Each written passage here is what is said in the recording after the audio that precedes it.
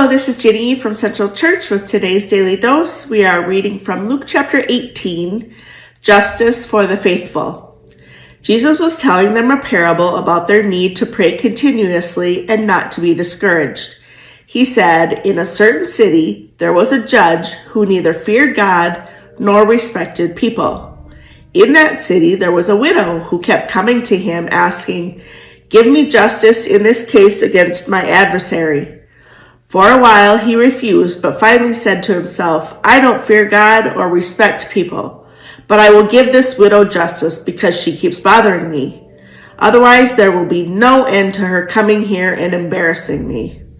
The Lord said, "Listen to what the unjust judge says.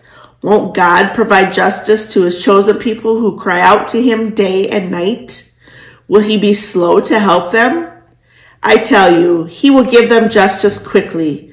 But when the human one comes, will he find faithfulness on earth?" The Pharisee and the tax collector. Jesus told this parable to certain people who had convinced themselves that they were righteous and who looked on everyone else with disgust. Two people went up to the temple to pray. One was a Pharisee and the other a tax collector. The Pharisee stood and prayed about himself with these words, "God, I thank you that I'm not like everyone else, crooks, evildoers, adulterers, or even like this tax collector. I fast twice a week. I give a tenth of everything I receive." But the tax collector stood at a distance.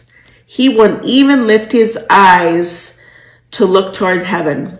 Rather, he struck his chest and said, "God, show mercy to me, a sinner." I tell you, this person went down to his home justified rather than the Pharisee. All who lift themselves up will be brought low, and those who make themselves low will be lifted up. Jesus blesses children. People were bringing babies to Jesus so that he would bless them. When the disciples saw this, they scolded him. Then Jesus called them to him and said, "Allow the children to come to me. Don't forbid them, because God's kingdom belongs to people like these children. I assure you that whoever doesn't welcome God's kingdom like a child will never enter it."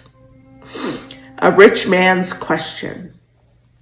A certain ruler asked Jesus, "Good teacher, what must I do to obtain eternal life?" Jesus replied, "Why do you call me good? No one is good except the one God.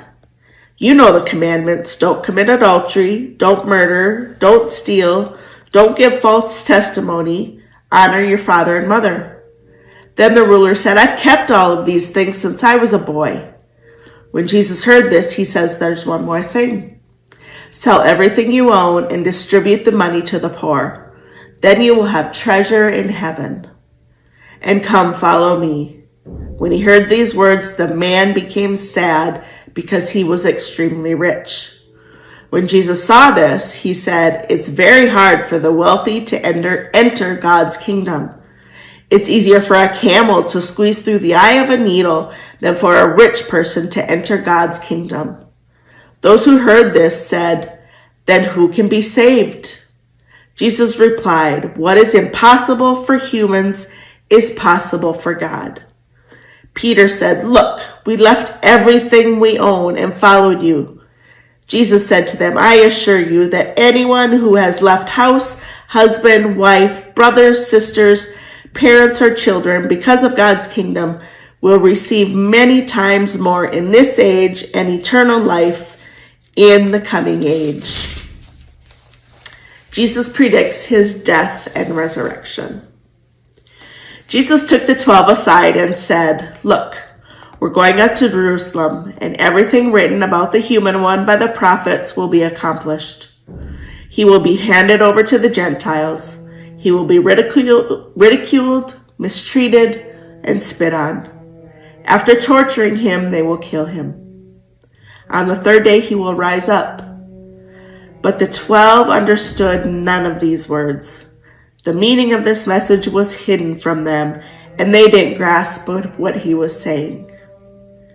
A blind man is healed. As Jesus came to Jericho, a certain blind man was sitting beside the road begging. When the man heard the crowd passing by, he asked what was happening. They told him, "Jesus the Nazarene is passing by." The blind man shouted, "Jesus, Son of David, show me mercy." Those leading the procession scolded him, telling him to be quiet. But he shouted even louder, "Son of David, show me mercy." Jesus stopped and called for the man to be brought to him. When he was present, Jesus asked, "What do you want me to do for you?" He said, "Lord, I want to see." Jesus said to him, "Receive your sight. Your faith has healed you."